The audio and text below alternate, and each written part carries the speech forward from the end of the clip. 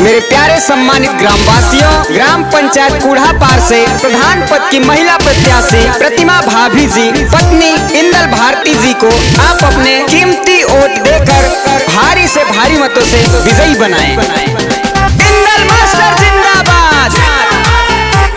मेरे प्यारे ग्रामवासियों, आपके अपने कूढ़ा पार की महिला प्रधान पद की प्रत्याशी प्रतिमा भाभी जी जिनका चुनाव चिन्ह करनी है तो करने पर मोहर लगाकर भारी से भारी मतों से विजयी बनावे। प्रतिमा भाभी जिंदाबाद। इंदल मास्टर जिंदाबाद। अली चुनाव के रण में भौजी मरिहा तू मोहरिया हो। प्रतिमा भाभी जिंदाबाद। विजयी के सेहरा तू माथे चढ़ैहा करिला हम गोहरिया हो।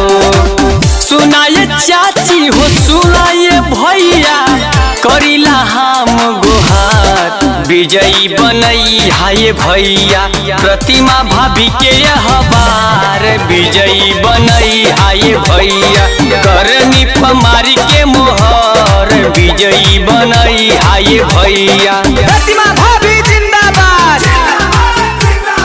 इंदल मास्टर जिंदाबाद। मेरे प्यारे ग्रामवासियों, आपके बड़े ही चहीते स्वर्गीय श्री राम जपित लेखपाल भैया के परिवार से उनके छोटे भाई इंदल भारती जी की पत्नी प्रतिमा भाभी जी इस बार के चुनाव में अपना चुनाव चिन्ह करने को लेकर आई है, तो आप उनको तहे दिल से सपोर्ट करिए और उनको भारी से भारी मतों से विजयी बनाइए। इंदल मास्टर जिंदाबाद। हई सब कर दुलारी प्रतिमा भाभी प्यारी करे बनी के गरीबवा के हरदम रखवारी। प्रतिमा भाभी जिंदाबाद। हई सब कर दुलारी प्रतिमा भाभी प्यारी करे बनी के गरीबवा के हरदम रखवारी।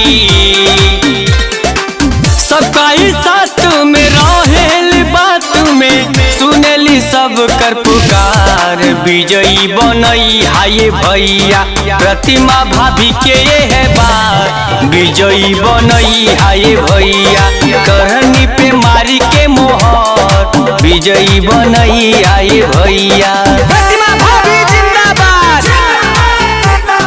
इंदल मास्टर जिंदाबाद। मेरे प्यारे ग्रामवासियों, ग्राम सभा कूढ़ा पार के विकास के लिए आए एक नए उम्मीदवार प्रतिमा भाभी जी को करनी पर मोहर लगाकर भारी से भारी मतों से विजयी बनावे। इंदल मास्टर जिंदाबाद।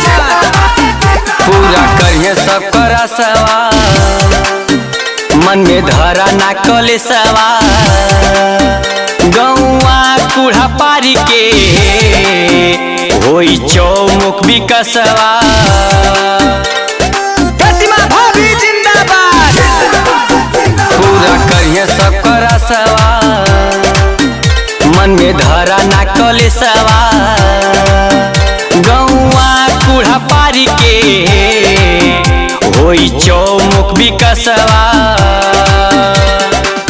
महेश परवान साथी संग में इंदल भाटी करत बाटे प्रचार विजयी बनई हाय भैया प्रतिमा भौजी के ये बार विजयी बनई हाय भैया करनी पे मारी के मोहर विजयी बनई हाय भैया। प्रतिमा